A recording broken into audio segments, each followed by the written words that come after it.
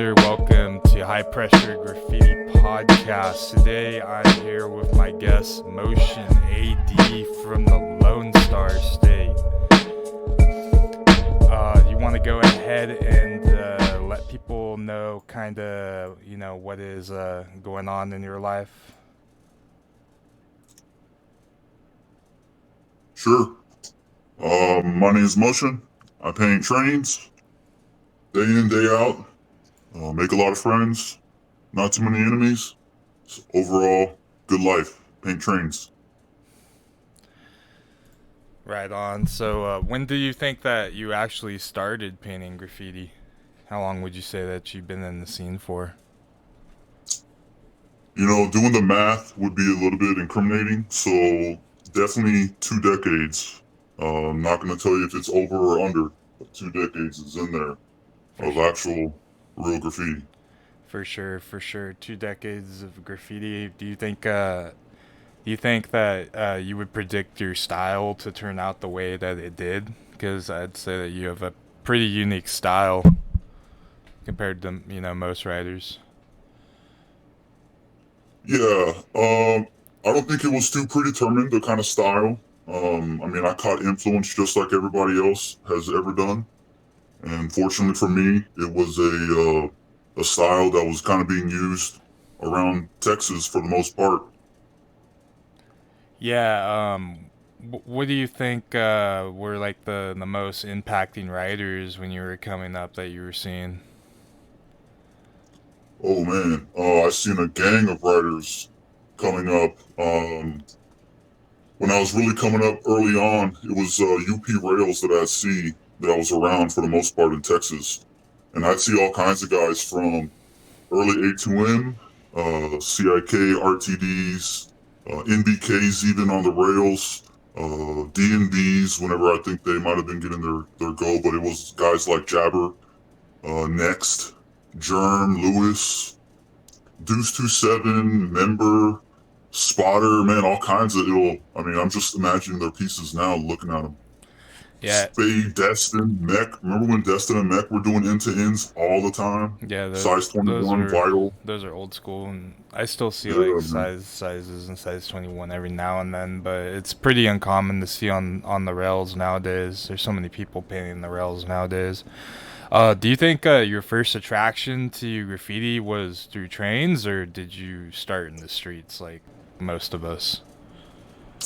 You know what, man? It may come off as a bit like cliche, I guess. But when I was really young, really, really young. Again, I'm not going to give any kind of dates to date myself, but when I was young, I was fortunate enough that what came around in my circle was subway art. It wasn't spray can art or any of that. It was subway art, and that's what really kicked me into a little bit of a different gear. Because before then, where I'm from, there's a lot of tags. Like that's what it's all about, tagging. Yeah, Not too much in throws, not too much in burners or pieces or straight letters, but in tags. And fortunately, man, to see that, it really opened up my eyes to the possibility. And then, shortly after that, seeing videos and magazines and shit like that, where it's just crazy colors and burners and more letters and more letters and more letters, I really kind of switched over from the element that I was practicing, which more at the time was like b-boying and DJing and things like that. So then it switched to graffiti damn near full time. yeah, for sure, dude. And I think it's really important to like have a good, well-rounded style output. And I think from what I've seen from you and like what you show people out on the streets and on the rails is that you're very malleable as far as what you can put out. You don't do the same thing every time. Oh well, case in point there, I kind of do. Like I remember back on a ick, what the fuck are those interviews for Golden Spike? I don't know if you remember any of that stuff, or maybe the viewers will hear that. But he mentioned that having a style similar to like thinking of how Coca-Cola has their brand, they Yeah. don't go and change their Coca-Cola logo every day or every week. They stick with what works, and this motherfucker works. Yeah, I think Ick is like a really good example of a writer who has created his brand. Because when you see those block letters, it's like, it's like a bot with the three block letters in the skull. I mean, he is really smart in on how he made that work out for him. Because now it's like a cultural icon in graffiti. Even if Yeah, guy definitely become a staple, and I mean, every right to the guy. He out there does real fucking work.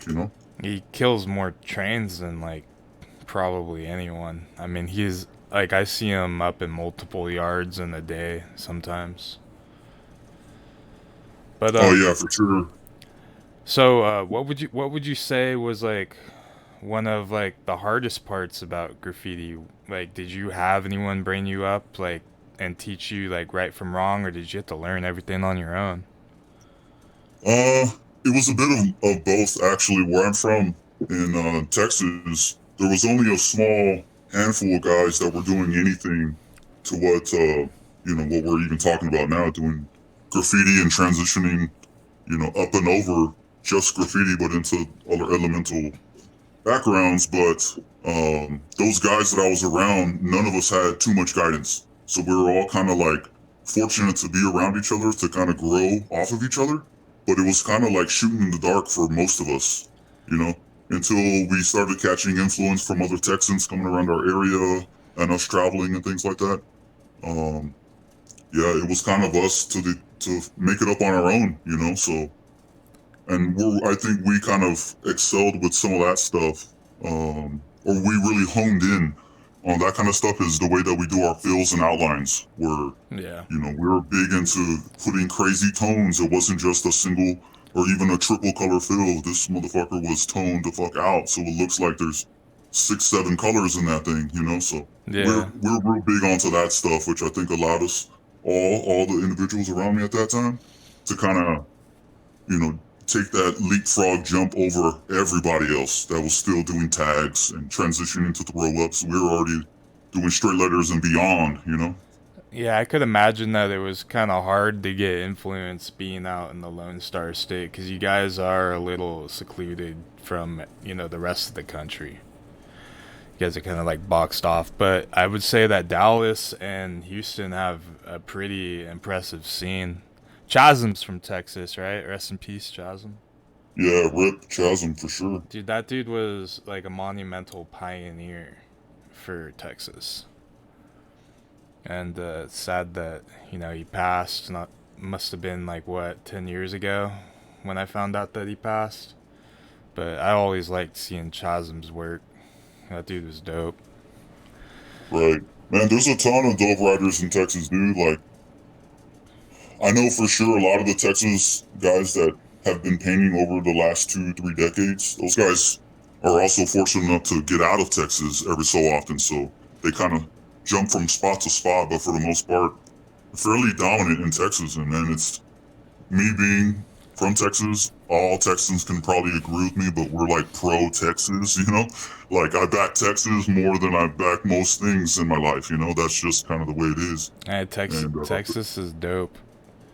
yeah, fuck yeah, it is. He, And to have dope writers come out of there that were having good styles and dope names. These weren't like some generic ass names. These were dope. It was so, big in your eyes that Hin- man, you had nothing to do but to catch on. yeah, Hindu is from Texas too, right? I No, believe. no, No. Hindu's not from Texas. Okay, I'm not sure where he's from. I thought he was from Texas, but I No, stand but big corrected. ups to Hindu Yeah, I and all seen the him a lot on the GPD. Big lines ups to too. all the guys. Yeah, those guys put in big work. But yeah, no. Is there any crews that are coming up that impress you that weren't around maybe during like your time, like when you were up the most? Like you seeing any new crews that we should be looking out for? You know what, man? Again, I don't want it to come off as being like some generic ass thing, but like most other writers, I look at my crew. I looked at the people close to me. Like Yeah. when I look at the shit on the rails, I'm like, oh yeah, that's tight, that's nice, that's tight. But whenever it's come to like, okay, I gotta step up this week. Like or 2022, I gotta flex a little bit more. I can look at my crew and be like, damn, my motherfucking guy labor is like throwing down some nasty fills. Man, look at that technique this guy used, the tricks. I'm gonna steal that shit real quick, and go Yeah. do a panel. Well, it's the funny Yeah, big, thing big is ups to like labor. you can share techniques in the crew, but like if it's outside the crew, it's almost like biting. But yeah, inside the crew, you guys can share techniques with each other, and I think that's the best part about being in like a really solid crew is you guys really progress off of each other. Like a lot of the guys that I paint with in my crew, like we progress off each other all the time, and we share ideas. Yeah, it's a good thing whenever that happens. It's a good thing, but that just kind of goes towards the members because you guys just don't put people down to be down. Yeah, exactly. And we're pretty selective of who we let in our crew, and I'm sure that you guys are too. Oh yeah, for sure, for sure. Because everyone's We got got to a be bit of able a to vetting handle. process. Yeah, everyone's got to be able to handle like different things, or at least do a little bit of everything. Right, exactly, You have to be a exactly. malleable crew and have something to offer. Have someone that's able to bring something to the table that's new, different, and interesting. So, Yeah. how do you feel about like people's approaches to painting? I mean, like when I've talked to you before, you said that you use more of like you were brought up with more like a puristic approach, like no cutbacks, stuff like that. It is what it is. Your outlines a one shot.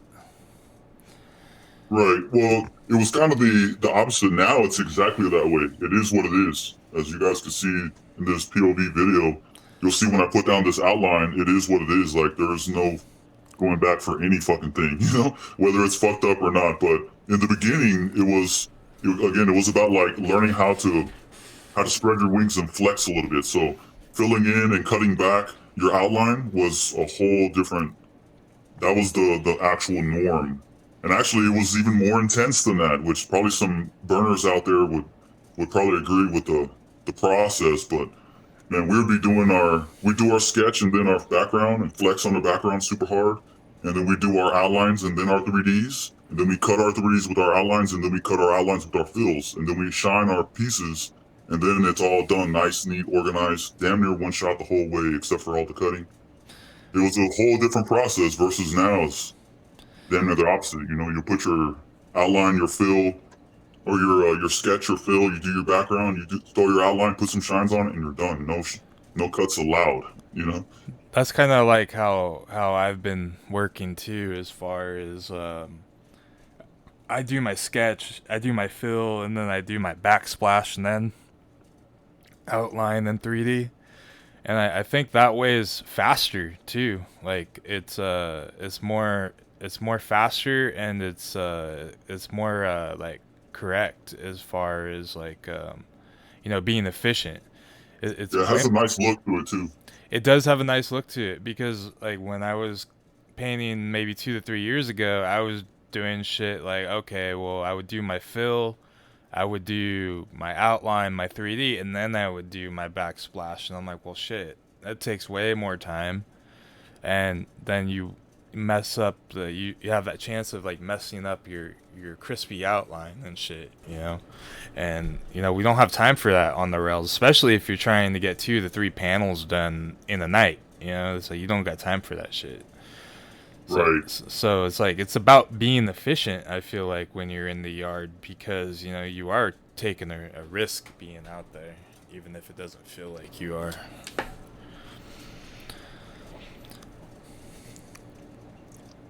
But how do you feel about people's perspective on the yards nowadays? It seems like they've gone a little bit more mainstream, where people are more like it's more inviting for outsiders. Like seems like more people are jumping straight to the yards. How do you feel about that?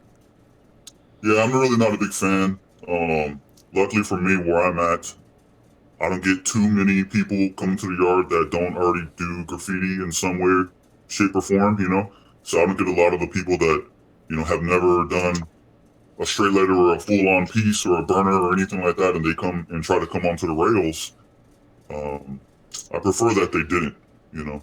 And maybe out of all the name checking that I've done over the years, it's probably only been maybe like two people that damn near had no idea what the fuck they were doing there. They didn't know how to conduct themselves around the railroad, around the rail cars. You know, they're doing the wrong things, crawling underneath the cars and shit. Yeah, rough. It was rough. You know, those are the ones that are like, you go that way, I'm gonna keep you in my sight, but you go the fuck away. Yeah, I don't even like them around me when they're in the yard, and that's why I'm pretty secretive about my yards. I go and look for yards that no one else paints, but I know that where you live, the painting population is probably pretty high, so that might not be, a an amenity that's easy for you to come by as far as seeking out spots that no one else paints, so it's only your spot. But Yeah, no, that doesn't exist from where I'm at, or even really most of the places I've been at. yeah, Everybody knows everything about all the spots nowadays, you know? yeah, and it's so easy to find spots because of like Google Maps and stuff. But Right. yeah, it kind of seems like every spot I gone to that I'm always gonna run into someone.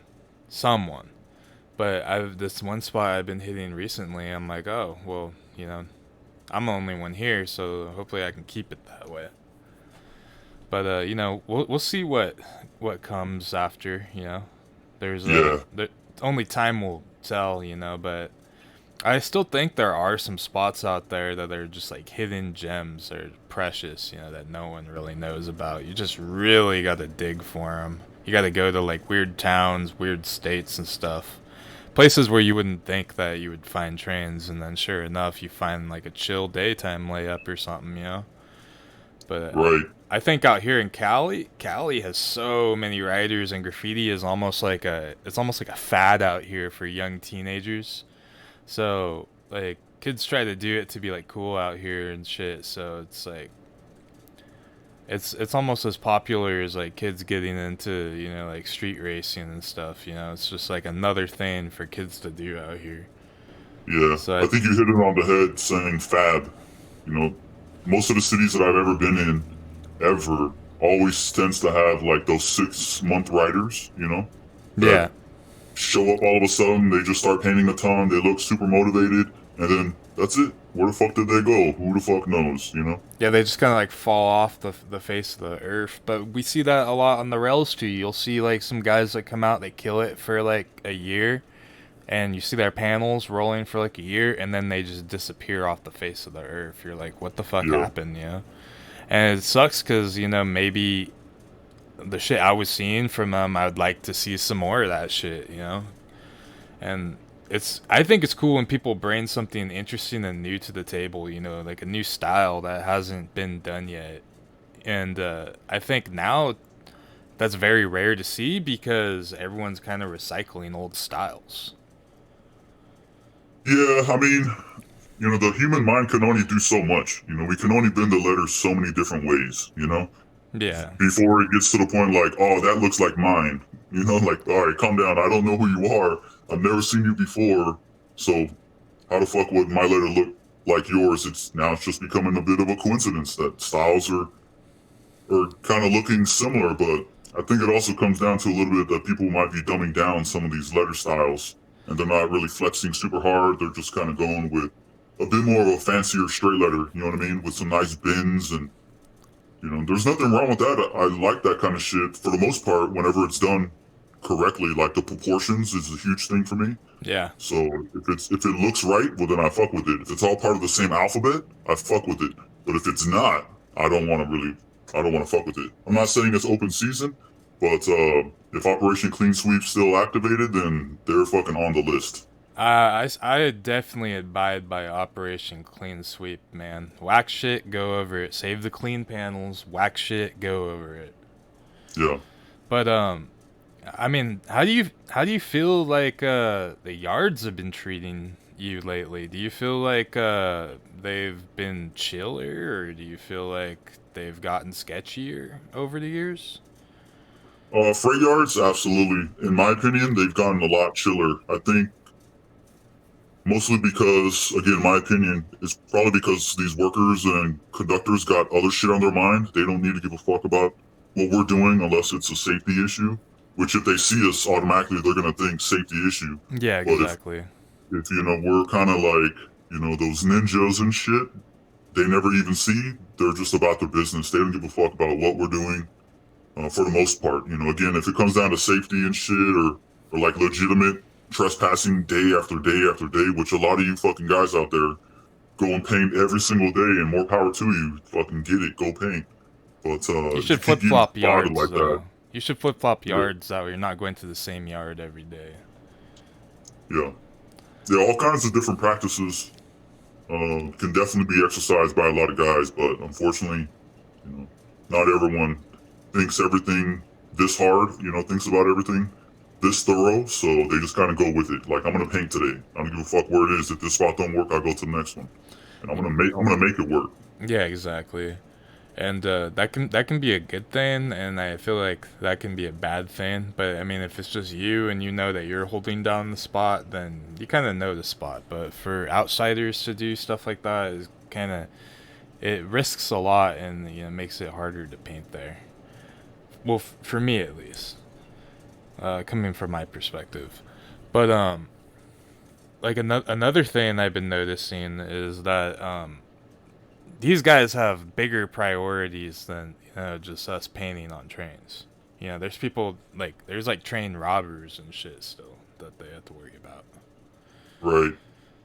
And Yeah, and for all the guys out there, the veteran guys and who've been around a lot and have run into workers and maybe even had a conversation with one or two, for those guys will get it. But all the other kids that haven't had any kind of situation like that, be very careful around those guys. They're very good, respectful people, but they're doing their motherfucking job. yeah, And these give them guys will carry space. knives. Some of them, at least in my area, I've been told will carry a concealed carry. So don't go thinking you're gonna sneak and spook up the guy. I'm more of a. I've been spotted by workers while I'm painting the panel, and they walk up checking all the numbers and refrigerators and shit. And I make sure that he sees me because I'm not trying to spook him, and I don't want him to spook me. And now we're in some shit, and that spot is now super busted. So I'll let the guy see me. I'll step back. He'll walk right past me. Say, "Hey, good morning. How you doing?" He keeps walking. Yeah, he's got better For things me, to that's do. the practice. Yeah, for And sure. then you wrap up what you're doing, and then you get the fuck out of there 100%. Yeah, exactly. Like I've been rolled on in the yard a few times, and it's not always a good interaction when you get rolled on. There's nothing you can really do to control that, but the best thing to do is just give those guys some space. So I give them space. I try to make it like I'm not even there pretty much. Like I'll go hide in the bushes and wait till they're gone or something. Like I don't even want to like be in their space, but like if I don't have a choice, I just kind of make myself visible and I don't look like a threat. I just put my shit in my bag. They ask me questions, I answer them and back up and give them space and tell them to get out of their way, let them do their thing. And they're usually pretty cool about it. But yeah, the worst thing you can do is run or like what Motion was saying, like accidentally sneak up on these guys in the rail yard because like what we're talking about in my other episode is like they don't know who's in and around these rails at any time, and there's sketchy people that ride the rails, and there's sketchy people that just end up in train yards because they hopped a train from somewhere. So that's probably always in the back of their mind too. Yeah. I mean, these guys, a lot of them will be just full on laborers, you know what I mean? That's just what the fuck they do. They hook up and move trains. So fuck, leave them guys alone, give them the most respect you can. They're the one bringing the trains to us. Yeah, exactly. Don't leave any trash out there for them to say, what the fuck is this? I didn't leave this here, and now the shit's fucked for guys like me. You know what? Don't even paint trains. Coming from us, like don't even go out and paint trains. At least don't paint our yards. But I Yeah, mean, but if you do paint trains, be respectful, for sure. yeah.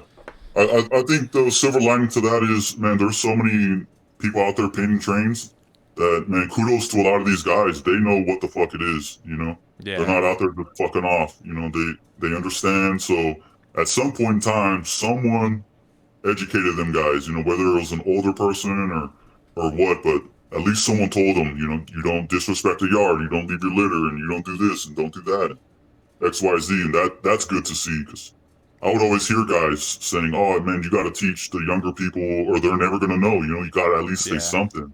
I Can't just mean, leave them in the dark. So at least someone's been out there doing it." when I take like people that I bring up into my yard, I even tell them like, dude, if you think like your can's leaking, like, cause you know restos are prone to leak with certain caps and shit. But if you think your can starts leaking on the rocks, you need to fucking kick those rocks around and shit. Make it, you know, I don't want to see no paint on the rocks and shit either. Like, I'm that meticulous to Gotcha. to that point. Like if I spill paint on the rocks, I'll kick them around and flip them over and shit. That way you can't see the paint on the rocks, and yeah, make sure I don't. Yeah, you just chuck them, just toss them. Yeah, exactly. But sometimes there's so many that you just kind of have to just like kick them out of the way, you know, kick them to where they won't be seen. I try to like if there's like the tracks are like uprooted or something, I'll like kick them underneath the tracks or something, you know, or I'll flip them over. But yeah, no, I'm pretty meticulous when it comes to like yard etiquette. I don't like seeing cans left behind. I don't like seeing, you know, caps left behind. Anything that, you know, is gonna let anyone know that someone was there doing something, you know.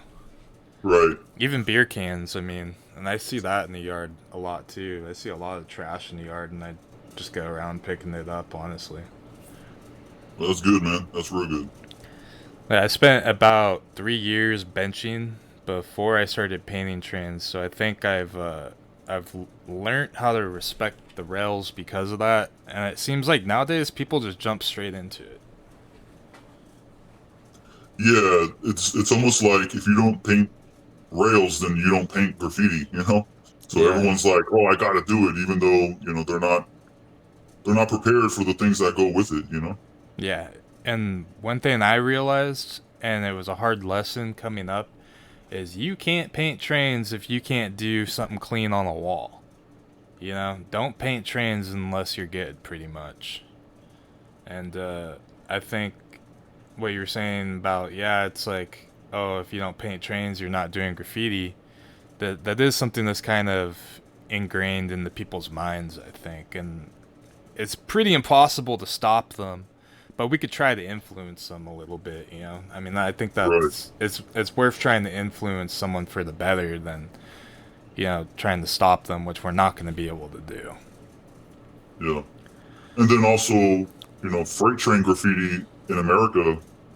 I'm sure if you were to ask any American, or maybe one of you fucking guys listening to this later on will make an actual poll or look one up, but if you would ask just the general public, a regular civilian, about graffiti, one of the only things that they've been exposed to is freight train graffiti. When they're stuck at the line and that motherfucker's passing by, they don't get to see any other graffiti. That's not talking about bombing and shit like that in their cities. They exposed to that, but for them to sit and look at it, I've talked to numerous civilians just on a bit of a whim, and that's what they refer to is, oh yeah, those trains. I see that stuff on them trains, Yeah, and for me, that's good. For me, that's good. I like that the civilian has kind of taken notice that the ideal, or not necessarily the ideal, but the baseline of knowing what graffiti is freight train graffiti, and I'm super down for that. that is the basis of graffiti in America right now. I mean, it's the only place where it's actually able to flourish unless you live in a city like Oakland or something where you got bandos and stuff. But graffiti is more focused on the freights nowadays. I feel like it's a place, you know, where productions can be done still. You know, it's not as easy as it was back, you know, maybe like 10, 15 years ago as far as, you know, getting full color productions done, but I don't know. I think it's still a great place to, you know, fucking do some dope shit. Yeah, for sure.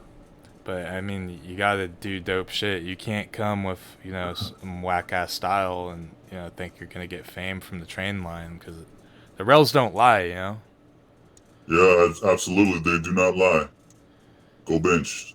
Yeah, you'll see for yourself when you go bench that the rails don't lie. You'll see who's up the most. You'll see who's got the illest style too, and you'll see who's the most productive as far as having a good style and clean. And like guys like Mecro, I remember when he started back in like 2000, 2009, 2010. I was seeing his early shit and looking at his shit now. It's just like, damn, the progression. It's you could see it over the years. I have some old flicks from Mecro back when. Yeah, a lot of people have definitely kind of shown out, so to say, that they are very good at graffiti. You know, like talking about Quest or someone. Holy Yeah, shit! I mean, you if you one shot your outline, then yeah, I dap you up. You know what I mean? I try to one shot my shit too. Sometimes it works, other times it doesn't. But yeah, whenever you fucking get down like that, then more power to you. You know, dap up for sure. you can one shot your outline, but shit, I mean, I won't hold nothing against you if there's something like one part of your piece that just ain't right, and you just need to make it right real quick. Cause what is it? It takes like 5 seconds to do a cut back. Right, right. As long as you're not cutting back your entire fucking piece, like that shit will take forever, and that just shows that you're not confident with like your Well, process. yeah, I don't think too many cutbacks work on freight train graffiti personally. It'll I mean, drip. you got to have big and bold. You know, that train's rolling by at 35 miles per hour. You know, 40 miles per hour if you're somewhere out there in the cut. You ain't gonna be able to see no shit if it's all cut up. You know, you're not gonna be able to tell what's what. It's just gonna look like a free background damn near. Yeah, pretty So having much. big bold outlines, I think, is what is gonna get the ventures to go down there chasing that train. You know, Yeah, exactly. so big and bold is the action for freight trains, and then the guys that really flex super hard with pieces and shit, yeah, they cut their stuff all day. So I like to do minimal cutbacks to where like I'll just like cut back like maybe like the center structure of my letter, like where my E bars connect and shit, just to make my outline look sharp. That's the only reason I cut back. I don't really cut back to like fix anything. I just sharpen up certain areas to make the piece look, razor sharp. But Gotcha. it only takes me like 5 seconds to do it, and I keep my letters pretty legible, and I don't go with a super fat outline. But since my letters are legible, I can use like a Lego thin or a German outline, and it still looks fresh. It still looks really clean. I'm kind of like I kind of work like how like Maple does. That kind of aesthetic as far as like like having the skinny outline, but my letter structure is simple, but still has a lot of funk to it, to where it looks good, but it's legible. But I could see like with a more wild style, like more like your style, having a thicker, bolder outline to hold in all that detail is really gonna make them chase down that train and make everything pop off of it more. Creates more definition. Hmm. Because I don't think you can take like a wall aesthetic and apply that to a train without sacrificing, like sacrificing, the shock value as far as how it jumps off the train. Yeah. Yeah. No, the technique has to change when you go into freight trains. You don't have the luxury of what you have at walls. This wall will fucking get up and move. This motherfucker ain't waiting for you. Yeah, it'll get up and move. It's not flat. It's not flat at all. There's bars you have to go around. There's little metal boxes you have to go around. Numbers you have to go around. It's like it's like an obstacle course, pretty Yeah, much. dude, it's fucking sick, dude. Yeah, It's no, fucking sick. and it's fun because it's challenging sometimes because it's an obstacle course. Like you might get a reefer every now and then that's flat, but I mean, where I live, reefers are kind of hard to come by. Well, I mean, mostly where I paint. If I go to another city, it would be easier to come by. But like my city, I don't really have reefers, so it's I mostly just have box cars and grain cars, and I make do with that. Cool. But so what do you think are like the most common cars that you've been hitting? As far, do you get more like grain cars or box cars, or like what do you see the most in your yard? Just like the footage is showing, I see a lot of reefer cars. So a lot of cryos, Armins, pretty much every variation of the reefer car. I'm fortunate enough to have moved here on purpose for actual trains like this. So you guys keep that in mind. You know. You ever painted one of those baby blue Baby Ridge cold trains? Nah, man, nah, nah. Never seen one of those out in the wild. I haven't done any like freight train excursions, seeking those trains out. I just catch whatever's out there in the wild, man. Yeah, those ones are gonna be like pretty much the next UPFEs. I'm sure. Like I haven't seen them in a long time. I don't even see Tropicanas that much anymore, and it seemed like they were everywhere, like in early 2000s. Like everyone was painting Tropicanas. It seems like TTX and ARMN and like what was it, like cryos and stuff kind of like took over as far as what's moving on the rails. Yeah. What do you think's the rarest train that you've painted though? Oh, man, the rarest one that I've ever painted is a Rio Grande flat car. That was the rarest car that I've painted. Is that Um, one of the hydro cushions? no, no, this is just a Rio Grande. So it's Okay. a dark burnt brown, almost like when it's fresh, it's like a burnt orange, burnt red. It just shows Rio Grande on the right side, Rio Grande Rail Company. And for me, being from Texas, Rio Grande is a place in Texas. There's even a place called the Rio Grande Valley, and that's like a little bit close to home. You know what I mean? So for me, Yeah. that's one of those cars that you would see from way back in the days, maybe even in a couple videos, but never in the wild. And I was lucky enough to catch one in Texas in the wild, and it's still out there on the internet, so people can look that motherfucker up. But I don't know if it's really riding the rails anymore. So I caught a Golden West flat car not that long ago, but I got some unfinished business on it because I got chased out of the yard that night. But I think I identify with the Golden West kind of like how you said you identify with the Rio Grande because the Golden West was it's a California car, Right. and to see a California rider on a car from California, it's kind of like it's like, yeah, it's like represent California. Right. That's exactly the mind state for Texas.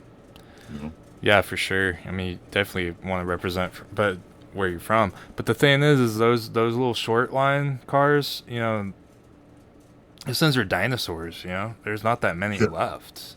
yeah, man. If you check the box builds on there, holy shit, those things are old as Like fuck. 68. Right. And when I was looking at it, it was like built in 68, and then it was it had some maintenance done in like the 90s, and like that was pretty much it. Like it was resurfaced in the 90s. So this thing's just been rolling around and sitting weird places for like God knows how long. But yeah, Yeah. no, they're starting to go away. There's not that many left in their fleet, as far as my understanding is. But I think one of the coolest things to find would be like a solid gold, just to even like see one, or like one of those old gold colds. I see this one guy Soplo.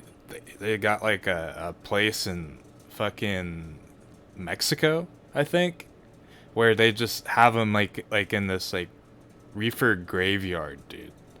It's like a reefer graveyard, and they're just sitting there. They don't move, but they're just sitting there. It'd be so cool to like go see something like that. Oh wow. Yeah, that'd be ill. Yeah, it's like people want to go to like to like museums. I want to go to like see a reefer graveyard that still has graffiti on it. Yeah. What names do you think you'd see in there if you had to guess? I'd probably see some like Ixo, some Psy, probably like Moan, probably Cav, probably like those old school cats. Yeah. Like I guys think like, you'd probably see like a Zine in there. oh, you probably Uh, definitely probably see a Zion. yeah. Yeah, that'd be sick, man. That'd be super sick. I think I think once all these new, I mean, you gotta think like, what's gonna be the next generation of train? Like, what's gonna happen after this? You know, because Yeah. we got the big 50-foot reefers right now, so it's like what's gonna happen to the rails in 10 years? You know, like what are we gonna experience? Yeah. You I think think there's a bunch of different variations for that answer, depending on it's kind of what's scary happening in oh fuck yeah. because these trains could be gone in an instant. You know, faster than we know it. They could just be like, these are obsolete. We got something different, and that's a scary thought. Cause fuck, dude, I want to paint trains forever. Yeah, that would be nice. But yeah, I don't know, man. It's kind of hard to tell like where the scene is going. Where do you think the scene's going as far as styles nowadays? Again, I think they're transitioning. Most people are transitioning into that little bit more legible, simpler type of style. You know what I mean? Like I got a lot of homeboys that paint a bit more simpler, very legible styles, and these motherfuckers are killers. Like they are damn good at that shit. So Yeah, for more sure. power to the people. But man, I'd love to see like some of those older styles come back around. Well, I don't know. That's a double-edged sword because you remember seeing those pieces that were like only 2 feet tall because I guess the guys didn't have crates back then, and the Yeah, panels used to have to be so small. those were cool Yeah, though. I like those little yeah, short pieces, the short long ones from the '90s. yeah. Those Those, are the gyms now. If you see those rolling, you got oh to do your man, part to protect them motherfuckers and not let your buddy go over that shit. he'd be a dumbass to go over that shit. Right. That shit's awesome, and like I'm inspired by that shit. I'm like, I just want to do like 6 months of doing shit like that. You know, like how Cresser used to, like old Cresser Lords shit used to be like that, all small, and that was like fucking Cure did that shit too, and like a lot of guys from like Box Stars crew did that shit, and Mhm. that was like one of the coolest things. But you think it was because they didn't think about buckets or crates or anything, or you think it was just like, let's just do something small? Yeah, really, I'm not too sure. I don't think it was more so like let's do something small. Maybe for some reason maybe the train sat a little bit higher than like the rocks that they had at the spot were a little bit too steep. They had no choice but to paint baby ass panels. You know what I mean? Maybe, yeah, it could be the fact that the yeah, like the mound that the tracks sit on could have been higher up, or it was steep, and that's like the only way that they could really paint it.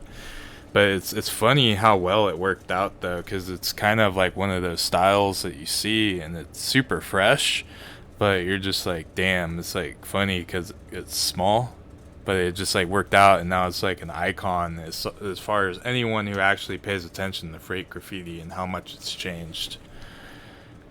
I think it's Yep. changed a lot as far as the quality on the rails. I think we're seeing less end to ends nowadays.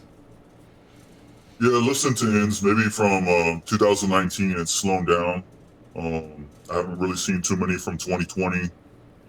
And COVID was no excuse. I think it's just the transition of the game nowadays. The guys that were putting in a lot of work doing end to ends constantly. You know, they're getting older, just like you and I. Them end to ends. They're not crazy difficult, but there's some work that goes into that shit. It's not just some some bubbles and shit. Yeah, it's not But necessarily hard as much as it just takes a long time, because you got to make every piece of that end to end look the same caliber. You know, right, it's like if you're gonna put two dope pieces, you and your friend are gonna do pieces. I mean, you got to put something dope on the door too. Either your crew, or you got to put a character on the door or something.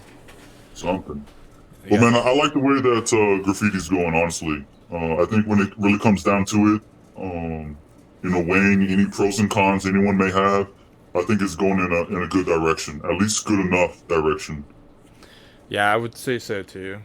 There's like a anti-style thing going on right now, but like I was talking to with a part, I was like, maybe that could be a good thing. Maybe they'll develop something new.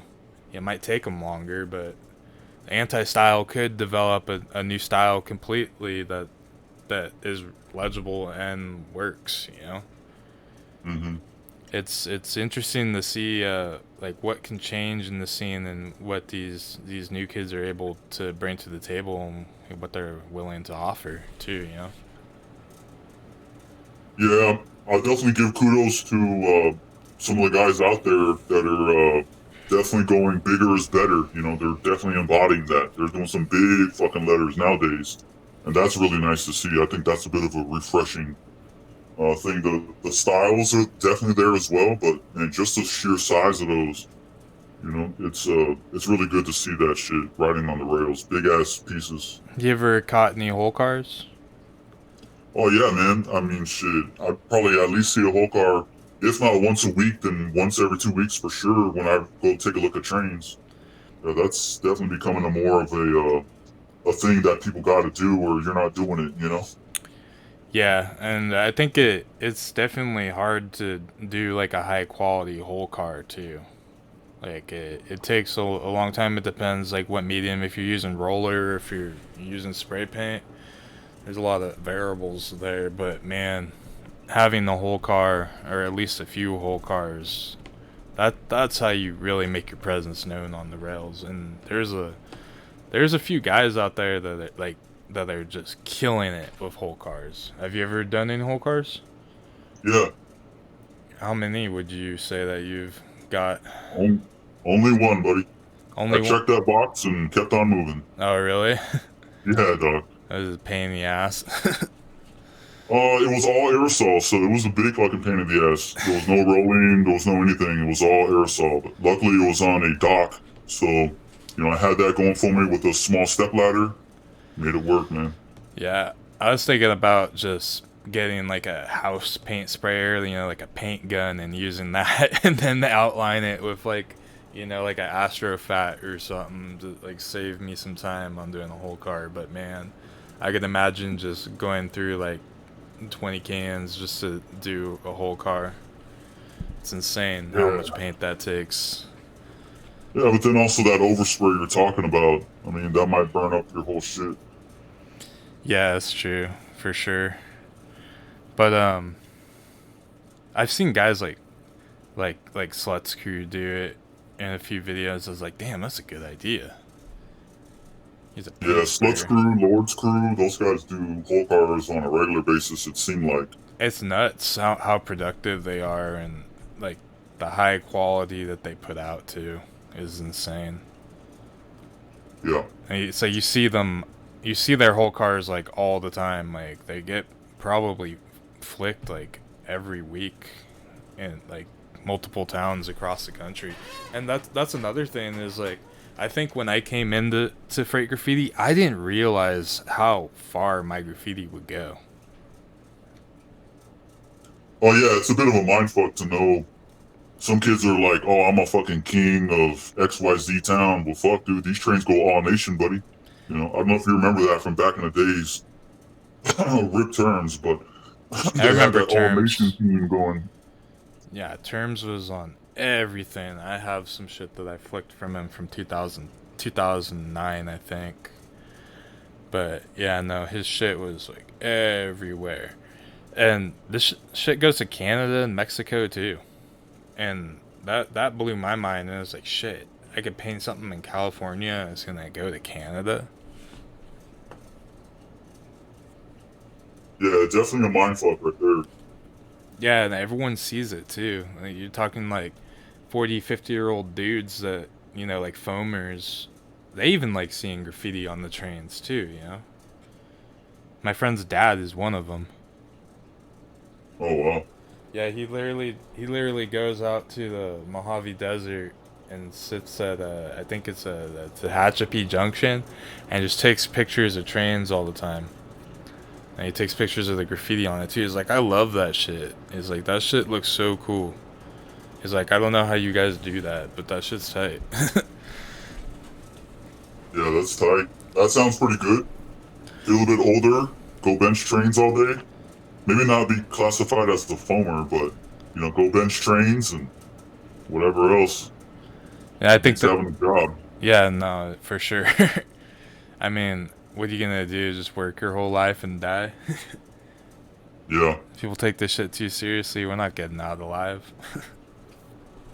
right. Yeah, But yeah, no no, survivors. I think the. What do you think the your reason for painting trains is? You think you're just addicted to it, or like I don't know? For me, it's like the smell of trains, the sound of being in the yard, and just like the feeling like when you're done. It's like fucking drugs. Yeah, it's definitely a nice feeling after you paint a fresh panel. You knock that first one out, or the second or third one of that night, and you're like, "Fuck yeah, dude! I'm fucking beat, but goddamn, this it's shit looks fucking good." it's so much of a different vibe than painting street. Like if you're Yeah, painting a yard on the streets versus painting the train yard, it's a complete different animal. I feel like. Wouldn't you agree? oh yeah, absolutely, As far absolutely. as far because like I can paint a piece on a wall and I'd be like, yeah, that's cool. But if I paint a piece in a yard on a train, it's just like, fuck. Yeah, I think that's where the train really shines. Because guys will go back through the city to go look at the shit that they bombed last night, and they're going by it and their shit is stationary versus you're at a spot and you see that motherfucker, you see your panel rolling. Holy fuck, man, you're damn near losing your shit because that shit is rolling. It's not stationary. So I don't know, maybe there's some weird psyche there, but definitely the trains are. That's the benefit of it being on a train and why trains are so fantastic because these motherfuckers move. You know what's crazy is the like the Japanese culture. They paint and draw in the sand and shit, and then after they done, they come and sweep it up and shit.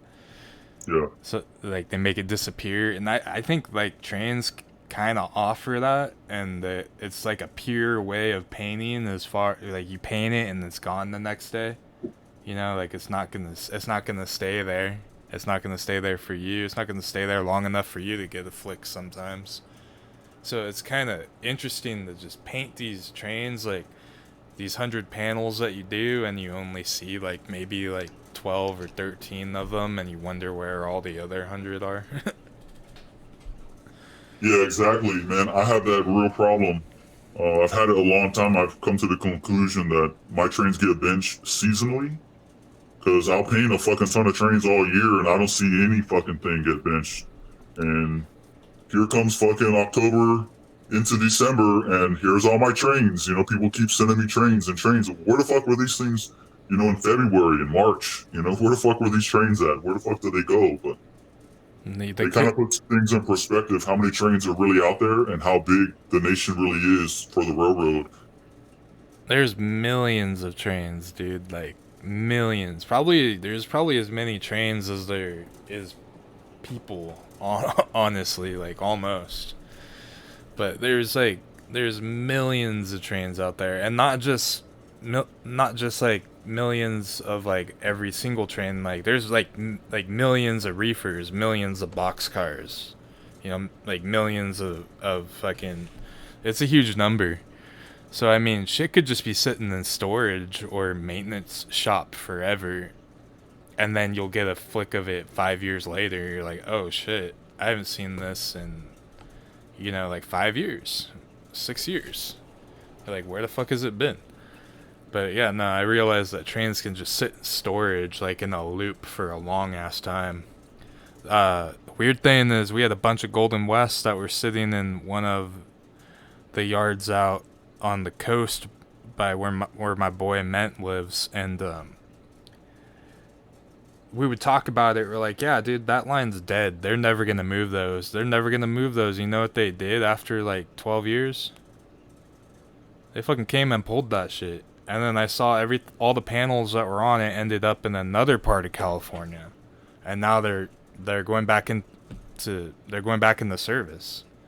I'm like, Oh damn, wow, yeah, back in the service too. yeah, it's weird. And so they either went to like a maintenance shop to get fixed, and then now they're going back into service after they've sat for like 12 years. Yeah, probably after someone in some office did inventory for the first time, we're like, oh shit, we got 50,000 more trains in bumfuck no place. Yeah, Send someone to go exactly. get them, inspect them, put them back to work. Yeah, exactly. And that's kind of like how it goes. And companies that fell off, like Southern Pacific, they sold all their trains to like like other companies, and now they're being fixed up and reserviced and put back on the lines, which Mm. is cool to see because you'll see like some ATSFs that were originally like UPFEs and shit, and you're like, shit, that's a Baby Ridge UPFE. Yeah, that's crazy to re-see trains that have just been out there, disappeared from the entire public eye, and now all of a sudden, Yeah, here I've been it is. seeing that happen a lot lately, but I kind of follow trains more as far as just graffiti, like more than just graffiti on trains. Like, kind of like interested in like how they get recirculated back out onto the lines, and people are buying secondhand trains and repurposing them for like taking reefers and turning them into boxcars, Mm. which is like to move like dry goods and stuff, which is interesting. But yeah, no, the logistics of it all is it's pretty mind blowing. I mean, it's hard to. I guess back in the day, there was a way that you could actually like track the numbers on trains and track them through like a logistic data system, but I don't think you can do it anymore. But like back in the day, people used to number the trains. Like they would put a number next to their piece, and they would just chase numbers all day. Yeah, I think a lot of crews have probably had that little bit of a niche at one point in time. I know for sure my crew did AD. We're like, okay, let's keep count for 2000 whatever fucking year, 2015, and you may see like one of my crew members put on there like 43 or some fucking number. That's how many panels they've done already for that year. Yeah, and that's just for the year. I mean, there's a lot of Right, guys that do like right, and probably it's like like February. These guys are already knocking out double-digit numbers. Man, if you yeah. got it like that, paint. Go paint. If you got rails like that, go paint, Yeah, please. I feel like for me it's more extra for me to like go paint because of like my living situation, like where I am right now. But in the past, I've been like spoiled with trains. But I always go out and seek them, no matter how far away they are. I'm gonna go paint some tonight, probably. Yeah, that's a good idea. Go paint. Yeah, exactly. Go paint. You heard it Yeah, here. matter of fact, it's almost time to clock back in. All right. Yeah, for sure. So we'll go ahead and close this up. You want to let people know where they can follow you and show you some love. Yeah, sure. Check me out on IG. Username is Moshiano, Moshiano. I post mostly freight stuff there. Not a bit of a regular poster, but if you need to reach out to me, reach out to me through there. If anyone from Texas wants to say what's up, holler at me. Anybody that paints freights, contact me through there. Um, yeah, man, and I guess to close, I'd like to thank you for sure doing what you're doing. A couple people have attempted to do this before, and it tends to, gain some ground. And I'm sure yours will do the exact same thing, gain some ground once some of these guys are willing to actually speak to you and to the rest of the public. But yeah, thank you, man, and definitely peace to my crews. Um, I'd also like to say hello to Penelope, and also welcome Emilio to the world. And also rest in peace, Destiny. Love you forever. Peace to all the freight riders, all the people who have painted with me, gone into spots with me, had my back.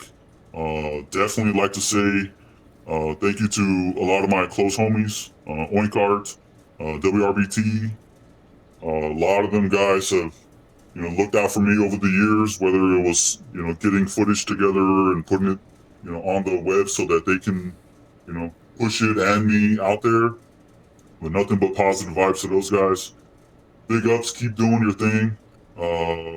Also, my boy Ivan, get well soon. We love you, bro. We'll see you very, very soon. And I guess on a little bit of a side note, anyone wants to come out to Atlanta, paint some trains with me, hit me up. Try to come out in November, early November. We got a Metallica show here in Atlanta on November 6th. You guys want to come and paint and party? Let's fucking do it. Oh yeah, you heard it here. Anyways, I just want to thank you for coming on the show, and we got to get these stories out, man, and influence some people, and make our scene better. And I think this is how we're gonna do it. And Already. yeah, man, I appreciate your time and hearing your wisdom, and it was cool chatting. And I'm sure everyone else was excited to hear a little bit about your experiences too. Yeah, thanks again for having me, man. I hope the viewers that did check in on us, thank you guys very much. I hope y'all like that POV footage. And anyone else that might see this later on in the coming years, hope you guys like that POV footage. It's just a little piece of kind of what goes into it. Some are good, some ain't so good. They're not all tens, but thank you guys again for the support. All right, we'll catch you next week here on Graffiti Podcast at 3 o'clock every Friday. We'll try to make it 3 o'clock every Friday. Tune in next time. See you guys later.